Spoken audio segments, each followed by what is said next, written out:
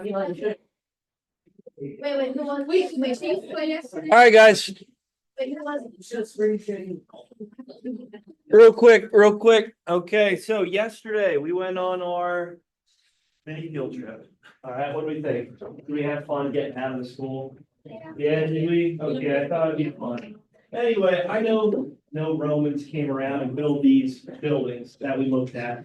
Right, I get that. I understand. Right, obviously, we're across the ocean from, right, all these forms of these people that build these forms of architecture, but you can still see features, right? You can still see some of the features that dates back to this Romanesque time. And a lot of the buildings we looked at were built in the 1920s, 1930s. So I understand, I get it. It's like not these Romans came over and built it, but in any case, right, you can still see some of the features. Anyway, Ray did a good job. Happy birthday to your dog as well. Thank you. Yeah, Audrina, you want to sing that after we're done with everything? All right, cool. Maybe when I get off the recording, I got all these subscribers, you know what I mean? I can't, you know, Yeah. what is it? It can be What? Yay. What, so we should just keep it, okay, maybe we can. Maybe we'll get a bunch of views on it. Maybe you can show your dog later. Maybe he can like and subscribe, all right? Okay, let's go over this assignment. Go ahead. Go ahead, Brady. Let's hear what you got. So what you're supposed to do again was to break down a building in Europe or the United States that emphasizes this Romanesque or Gothic architecture and detail a little bit, explain it a little bit. And as I was looking through some of the assignments, I was like, oh, you could explain a little bit more than that. Anyway, I'll look at it and then find something local, right? Go ahead, Braden. Let's hear what you got. So the first one I did was Wells Cathedral, which was built in England in late, well, the 12th century to the 16th century. So take some time to build these things, right? Let's face it. Look at that. Okay, go ahead. Sorry. And this is an example of Gothic architecture because there's stained glass and some marble statues lining the outside pillars. Yeah, good job, right? Look at all the ornate designs. I mean, look at some of the peaks too that you see, the steeples, okay? And there are some rounded arches and rounded windows, so you could maybe argue a little bit about Romanesque, but yeah, definitely Gothic. Look at that, right? Look at that. Anything else to add to that one here? It's big. It's big, okay, yeah, it's massive, right? As you're looking at it, you're looking up at the heavens. Good, good. Anyway, we didn't really talk too much about the interior of some of these designs. I know I showed you a few pictures, but you can definitely tell some of the architectural designs when it comes to high ceilings, right? A lot of times you'll see murals painted on the ceilings within many of these chapels and cathedrals. All right, what else we got here? Local area. So the second one I did was St. John's Episcopal Church. It's the church that I go to. Oh, okay. So it was built in Barrysburg in 1798 as a log church. Then in 1876 it was turned into brick. Wow, okay, so there you got there's some history of the building in there. That's nice. Good, good. What else we have? And then this is an example of Gothic and a little bit of Romanesque. Ooh, okay. Because there are stained glass windows, but also thick walls and kind of square. Yeah, that's more of like a blocky design, right? And then you look at the bell tower itself, you can see some rounded arches where the bell would be, right? And yeah, you can definitely see some Gothic themes, the stained glass windows, right? You look at the steeple, okay, the pointed steeple, right? Definitely can argue for both. Good job. Mia, I think you had the same one, right? Didn't you? Okay. Nice. All right, hey, good work. Anybody else want to share what they have? Anybody else? No? Do I have to choose someone? Eli, let's see yours. I liked yours. What are you guys laughing, huh? Does he get picked a lot? I guess so. Where is it? Come on now. Is it not loading? Did you take it down? Did you take this down? Oh, here we go. Now it's loading. All right. Whoa, we got something different here. Cool, cool. I like this one. I thought, you know what? This is something that we can talk about a bit. All right, go ahead. I said the lean tower was Romanesque because they had large rounded arches and it had pillars that were. Yeah, cylindrical pillars. Good job. And yeah, it's on a leaning. Okay, so definitely Romanesque. Obviously, the architecture dating way back, and obviously it's in Italy, right? So you can see how the origins didn't really spread too far, obviously. But when it comes to the structure, definitely Romanesque. That's a good one. All the pillars, all the rounded arches. Yeah, interesting. I like it. All right, what else we got here? What else we got here? There you go. Go ahead. Same church, that's in grass, next day, and example. Okay. That's that large thing. Large pointy thing at the top. All right, yeah, so you got the steeple at the very top. You could argue a little bit of Romanesque, I guess, with the arches and where the bell is, like we talked about it with the other church, but yeah, stained glass windows. Again, I get it, Romanesque, right? These Romans, they come over and build these buildings, but you can see how it has more of a New England style twist. A lot of these churches, a lot of these buildings around here have more of a England, right, essence to it, which we'll talk about. Again, the colonies, it makes sense, right? When it comes to 13 colonies and how you've established them. So, yeah, these buildings, well, yeah, they're not as fascinating as, let's say, the Leaning Tower of Pizza, but still, you can make the connections. All right, we good there, guys? All right, here are your terms for today. So we're moving to the last topic of this chapter. And that means you got it, right? There will be a test coming. So I don't know if you guys did it or not, but I put the late Middle Ages as kind of a topic, separation from the high Middle Ages. And we'll get to Romanesque and Gothic architecture. But if you want to put that into that subcategory of this chapter, that'd be great, right? This is leading what we're going to get to with the Renaissance, right? So we're going to talk about the Renaissance here next, right? About the Reformation, the age of exploration. There's going to be a lot to it. But anyway, you guys already have Romanesque and Gothic. So now we're moving to Scholasticism, right? Now we're moving to Commercial Revolution, medieval guilds, Summa Theologica, right? Anyway, so today we're going to talk about education. Today we're going to talk about trade. I know I mentioned a little bit about trade already when it came to these holy wars, right? The Crusades, and how that helped establish a means of connection between the Middle East, Europe, right? Stretching all the way out to Asia. All right, so I'll give you guys some time here to work on that.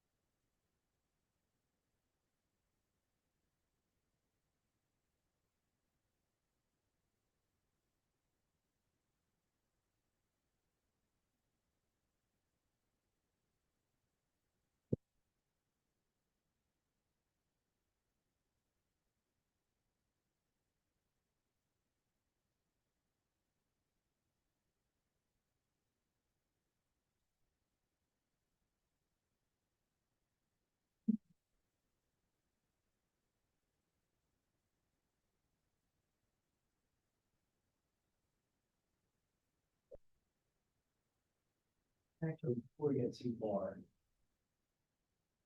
why we're going to be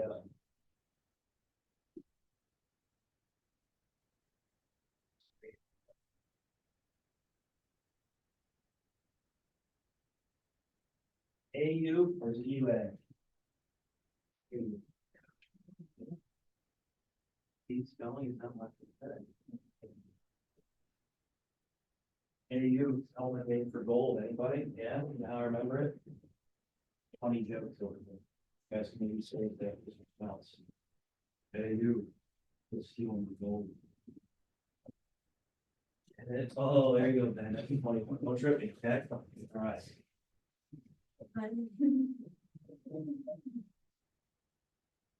So again, guys, the definitions, just don't copy and paste, put in your own words. Okay, please have your vocab detailed. I will have a turn-in assignment here shortly because we are coming to the end of this chapter. Expect a test next week. Yeah, next week. Okay, so vocab is definitely a good study tool. I will have again a drop assignment for you, a Dropbox assignment for you, and modules where you can just attach it. And none of this should be homework, or you do it in class.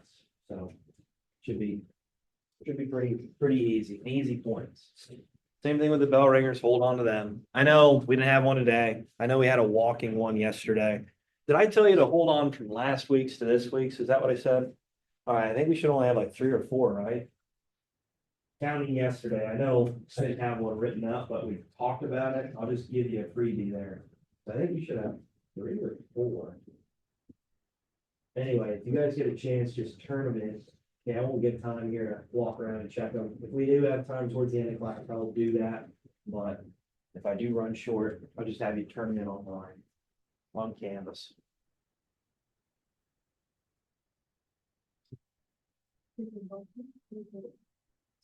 The bell ringers, yeah, the do nows, yeah.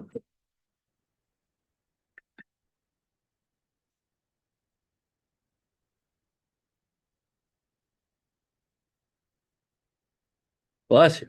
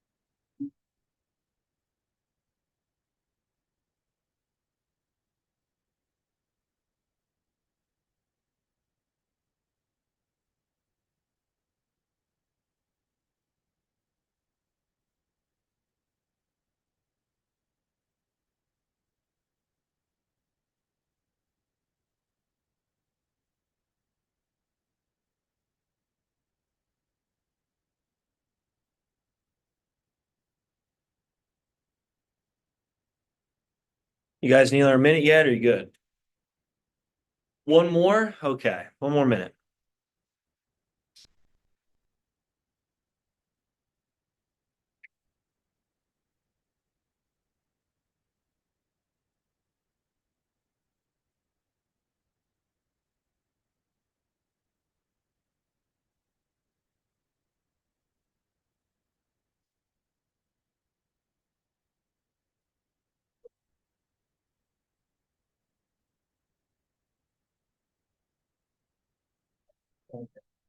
Great.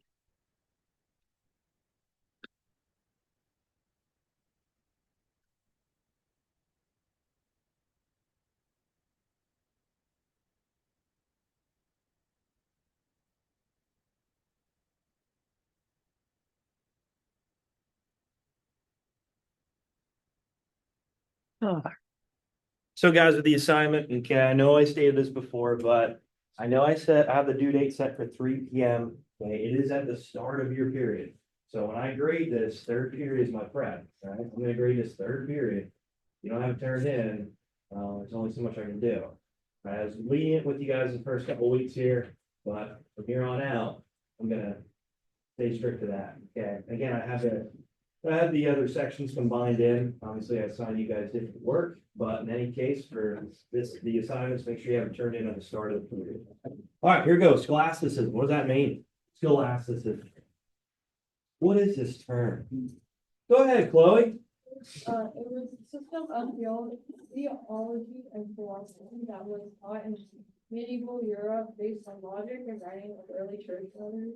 Yeah, okay, good job, right? So one of the main goals here when it comes to education, early on here in the Middle Ages, is that they want to try to apply these ideas that ancient Greek and Rome, right? Ancient Greece and Rome had when it comes to theory, when it comes to analytics, when it comes to proving things through knowledge and observation, and how to apply it mainly to religion, right? So make sure you guys have that somewhat with your definition.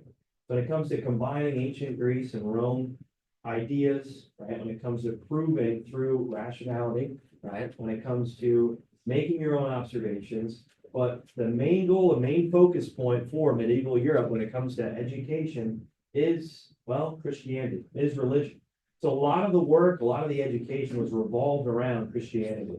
And a lot of times proving, right, Christianity, religion through works of observation and analytics, okay? Here, you want to turn around, please, thanks. All right, so scholasticism, again, is that view, that form of education that comes around in the Middle Ages. We will talk about other forms of education here soon. When we get to the Renaissance, we'll mention a little bit about humanism, okay? And then past that, we'll talk about Romanticism, right? So again, this is really the first start of education being applied shortly after the fall of the Roman Empire through the Middle Ages. All right, Summa Theologica, what do we got here? What do we got here? How about we hold on to that one? I'll talk a little bit about it through the presentation. Commercial Revolution, this is important. What do we have for the commercial revolution? Go ahead, Jason. Time period where there was an increase in commerce in Europe during the late Middle Ages. Yeah, good. So when it comes to the foundations of Europe, the cities that we know today, like when you think about France, Paris, right? You think about England, you think about London, right? When you think about Germany, eventually these cities will pop up, and Germany won't be Germany just yet, but you'll start to see Berlin, right? Munich, okay? Italy, obviously Rome. Right? A lot of these cities start to form because of interconnection, right? Because of interaction with other merchants. And well, thanks to the Crusades, right? Oh, there's a pro of the Crusade, right? When it comes to the Crusades, it's brought in people from all around the world, specifically the Middle East, specifically when it comes to Asia, right? This interconnection of people. Anyway, as these people are bringing resources and materials all throughout Europe, they're establishing cities, right? This commercial revolution is pretty much laying the foundation for capitalism as we know it today, right? Our main source of economic system, right? I know we have more social programs interwoven within our main focus of economics, but still with the commercial revolution, this is laying the foundation of capitalism that we know. As people start to learn a craft, right? They start to understand different types of ways to create objects and materials, right? That they can apply it and sell it, right? Again, resources from, let's say, Asia or the Middle East, they're bringing them into Europe. And all of a sudden you start to see cities forming that we know today in Europe. All right, medieval guilds. What are guilds? Go ahead, Peyton. Yeah, good, right? So these artisans that are forming these crafts, let's say a blacksmith, right? You guys know what a blacksmith is, yeah? They start to create these different types of crafts within these cities. Anyway, these guilds are a way to protect these crafts and these craftsmen, the way they build their products, build their goods. So let's say for a blacksmith, it's like, hey, you're the set standards of how to build a sword, a shield, right? A spear, right? Here's how you do it, right? And then they got to set an appropriate price for that good, right? Also the workers, right? Let's say they get sick and it's not like they just lose their job, right? There has to be some sort of coverage for that person. Right, and then let's just say when it comes to a certain trade, right, how these guilds are going to do their best to train these artisans. So apprenticeships start to form. So with these medieval guilds, they're kind of like unions. You guys know what unions are? Yeah, right. A group of workers that are trying to fight for better pay, better, let's say, compensation. When it comes to standards, and I mean, at this time, it really wasn't much for protection or safety in the workplace, but that comes along. Anyway, let's get to it here, guys. So with your assignment, I'm going to talk about this later. I'm going to have you guys work on it independently on your own, but we'll talk about it here soon as we get through it. Anyway, scholasticism. Okay, as we're moving to the presentation, scholasticism is just, again, trying to prove Christianity, religion, through logical means, okay? Trying to understand it through logic, right? So with scholasticism, this is the main focus point of education at the time of the Middle Ages. Anyway, so Aristotle, okay, we all know him when it comes to ancient Greece, okay, and how they try to prove through observation, prove material information, and different theories through observation. Well, how do you apply it to religion? How do you apply it to understanding some of these biblical stories? Well, it's a little tough to do, right? And the whole goal, the whole idea of many of these universities that start to form in Europe is to prove, right, Christianity, religion through observation and means of rationality. All right, anyway, when it comes to Summa Theologicas by Thomas Aquinas, okay, he writes a little bit about scholasticism, how to prove scholasticism, and really foundations of scholasticism through this massive book that he creates. The goal of it was to really prove God's existence and how nature works within this religion, within Christianity. All right, we'll talk about it here soon. All right, when we get to the Catholic Church and its power, well, if you ever question the Catholic Church, you'd be viewed as a heretic, right? And from there, well, you might be exiled, you might be even killed. So there will be no questioning as the church becomes stronger and stronger. But early on, right, these scholars were trying to do their best to prove, right, religion through means of observation, means of applying these classical forms of education that ancient Greece had to Christianity. All right, also with Summa Theologicus, make sure you guys write this down, right? When it comes to the purpose of human life, right? That's one of the main goals, right? The main pillars of this massive book that he wrote. Again, I'd write that down, right? Trying to prove human life, trying to explain it, the purpose of it, right? It's like, oh, why are we here? What are we trying to do to accomplish, right? What are we trying to establish here on earth? Okay. So when it comes down to it, this book was like a how-to guide to see our relationship with earth here, the world, right? With other people, but also with God, and how to prove that. All right. Also, morality. What does that mean? Morality. What does morality mean? What does morality mean? So this is a part of the Summa Theologicus I'd like you to write down. What does morality mean? The difference between right and wrong. Okay, so make sure you guys write that down too. So when it comes to Summa Theologicus, this is the difference between right and wrong. Trying to establish good principles, trying to establish a strong work ethic, right? And how people interact with one another, not just at church, but in everyday life, right? So again, with this book, it's very, very important as it lays the foundations of scholasticism and this early education we see during the Middle Ages. All right, and then finally, okay, when it comes to the Summa Theologicus, okay, make sure you guys write this down, is the nature of Jesus, right? We all know Jesus Christ, right? And the role of the church, all right? The role of the church. So when it comes to the role of the church, we'll talk about it, right? We'll mention it through the Reformation and, well, some of the abuses of the Catholic Church, but with their power, they had all power, right? And we'll mention about how if anybody ever tried to question the power of the church, well, they won't be around too long. So scholasticism, again, is kind of laying these foundations out for what we know as education, right? But at the same time, when it comes to proving Christianity, proving religion. Does that make sense? Okay. All right. So again, combining, that's one of the biggest points, combining Greek and Christian thought, right? Scholasticism. Right. Summa Theologicus is just pretty much the foundation of scholasticism, right? Again, how to prove God, prove religion, Christianity through rationality. All right, so moving on here. All right, so as you can see, when it comes to architecture, I know I've been focusing on architecture a lot, but you can see some of the themes of Gothic and Romanesque features, even within a lot of these colleges, these universities, right? I know with architecture today, it kind of takes away from the beauty, right? The essence of, right, what university is, but you can see how, right, even these themes that you see within a cathedral or a church starts to enter into, obviously, school. So a lot of these older universities, especially here in Europe, right, emphasize the means of Gothic and Romanesque architecture and try to really give that spirit of religion, right? Try to add that Christian thought.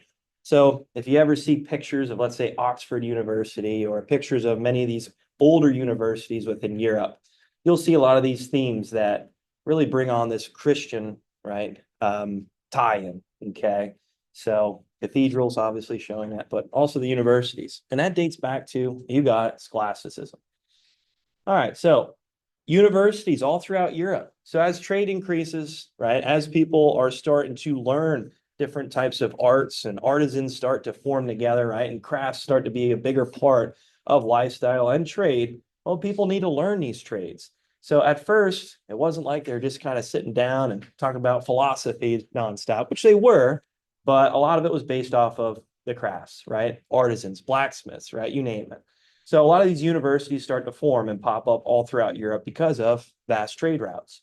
So here you can see many, many universities spread out all throughout Europe. A lot of them focused within Italy, right? We'll talk about Italy, its importance here soon, and how that's going to be like a funnel of this Renaissance, right, to the rest of Europe. Right, we'll talk about the Renaissance, the rebirth here next chapter. And you can see, again, the universities are jam-packed all throughout Italy. Yeah, there's some scattered throughout the rest of Europe, but mostly right here. And we'll mention about this rebirth and how it does start with Italy. All right, I was going to talk about this, guys, with you, read through it, but I'm going to have you just work on it independently. Last thing I want to get to, okay, as we get to the late Middle Ages here, the commercial revolution. All right, so when it comes to the commercial revolution, okay, the late Middle Ages is that link to the Renaissance, right? We're getting there, right? We're establishing it. So the commercial revolution comes about thanks to, what were those holy wars called again? Naomi, go ahead. The Crusades, right? So everybody tries to really pick on the Crusades and say, man, this was just terrible, awful, which, yeah, it was. There was a lot of death, there was a lot of brutality, and just really the loss of human life. It was awful. It was terrible. But at the same time, it did establish trade routes. It did establish connection with the Middle East, with Asia. And yeah, you got it. Well, prosperity will leak into Europe, thanks to a lot of these established trade routes. So the commercial revolution, really the foundation of what we know of capitalism, starts to emerge in the Middle Ages. Okay. So when it comes to this commercial revolution, one of the biggest things I want you guys to know is that this is the growth of trade, right? A lot of these cities are embracing resources and materials from the Middle East, right? From Asia, right? That before this time, there really wasn't that much connection. Yeah, the Roman Empire sure went out and expanded into parts of Asia. And you think of some of these ancient empires too that made their way down into it when you think of, Alexander the Great, sure. But it was kind of lost after Rome fell, right? Now all of a sudden it starts to pick back up. And a lot of it, again, comes to the Crusades. Right, anyway, growth of trade. Like I said, growth of trade is one of the biggest parts that brings on this commercial revolution as you're accessing resources you never had before. All right, the rise of cities. So as this trade is filtering into parts of Europe, well, these cities start to form, right? These cities start to establish means of artisans, right? They start to establish merchants, right? Businesses that sell these products and goods to people. And let's face it, right? Certain cities are going to be a little bit better at creating, let's say, tools or weapons or, I don't know, forms of architecture, right? Buildings, right? And they're going to have their main focus on these certain crafts. All right. Also, banking and credit. Right. It's important to note through this commercial revolution, you start to see banks pop up. I know what you're thinking. Way back in the 1300s, really? Yeah. Right. One of the biggest problems when it comes to starting up, let's say, a new business, right? When it comes to establishing a new craft, well, you need a little bit of money to kickstart it. Does that make sense? You need a little bit of money to get this ball rolling. So banks were there to finance these companies, right? They were there to give them loan money out, right, for these companies to get started. And once these companies do get started, which they all do, not all of them, but most of them do, right? They pay back these loans to the bank, much like you think about it today, right? When you're starting up a business, or let's say you're buying a house, a lot of times you take out a loan from the bank in order to afford it. Do you have the money up front to do it right away? No, right? But it takes some time, right? You establish credit through that. All right, joint stock companies eventually start to as people start to buy shares within companies, let's say for exploration. That's going to come here soon.